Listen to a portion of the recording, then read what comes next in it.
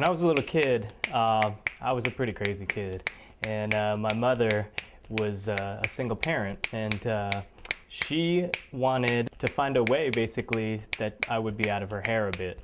So what happened is one year, under the disguise of Santa Claus, she brought, or Santa Claus brought a cello, and my mother said, hey, if you want to keep getting Christmas gifts, you better start learning the cello, and you better join the school orchestra. And the very next year, Santa Claus struck again, and he brought a trombone that time.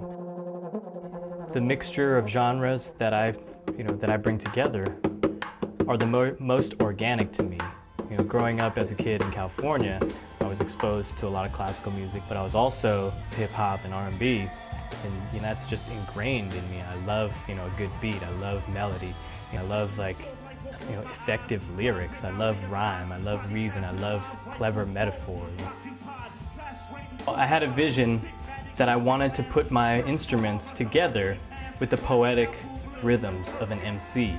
I want to have a certain amount of thickness and texture in the sound. I found that actually 4 is just enough. I actually run both of my instruments into a computer. You have just an ordinary cello and an ordinary trombone, but ported through these effects, I can make it sound like there's more than one of me. It's really all about creating that atmosphere which triggers your imagination. To me, the instruments are a natural extension of me. What I can't really say verbally or smoothly or sing or rap, I can definitely say with the instrument. Performing is vitality, it's life. There's nothing like the feeling that you can actually trigger somebody's imagination with the sounds that you're playing with an instrument. Thank you all for being here with us tonight. This band was selected out of a national pool for a program called the Rhythm Road, American Music Abroad. And it's co-sponsored by Jazz at Lincoln Center and the U.S. Department of Cultural Affairs. And we felt at home everywhere we went, whether it be a tiny little back room in a community center, or whether it was the biggest stage they had in the city.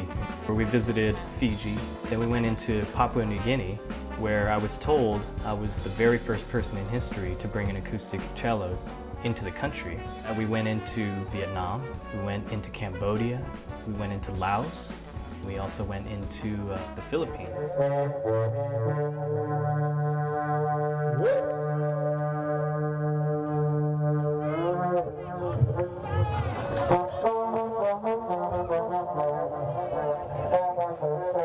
It's a cultural exchange, so we're not only just on the clock as musicians, but we're there to represent the country as model citizens, basically.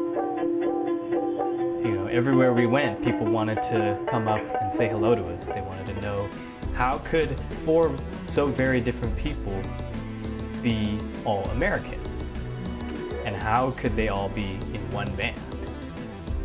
I feel that though our music does have a lot of influence from urban music and from pop music and from rock, it still has a very, very original sound to it because of the instrumentation and because of the way that it's mixed with influences from orchestral music and the harmonies of jazz. My first album is titled Leaving New York. I'd describe it musically as soulscape songs for strings because the sound and feel of it is inspired by the forces and scenes found in nature. My second album is all collaborations with MCs. It's entitled Anthems of Light. The writing and production on this record is my take on new millennium grooves, combined with lyrics about how we're all on the same lifelong journey to grow and succeed. I think it's the very fact that I'm incorporating these traditional acoustic instruments that have hundreds of years of history that actually speak to a wider variety in the audience. In all walks of life, super hipsters, there was, young adolescents, there was gray-haired folk, there's everybody you could imagine, and they were all enjoying the music in their own way. And to me, it's still mysterious, but it's very amazing. It's great. Living in New York, I've been really blessed with the opportunity to aspire to meet and to work with some of the greatest artists in history, such as Steve Coleman and Henry Threadgill and Sam Rivers, and people that have created movements for new music.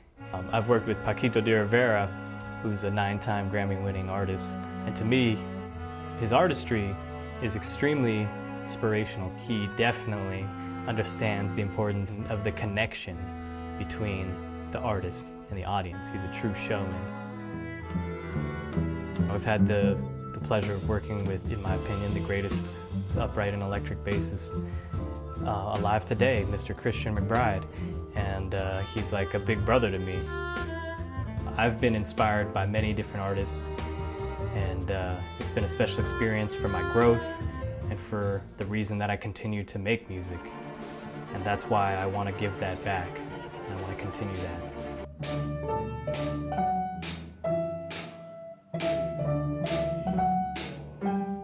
I really enjoy working with students, and I started teaching over 10 years ago.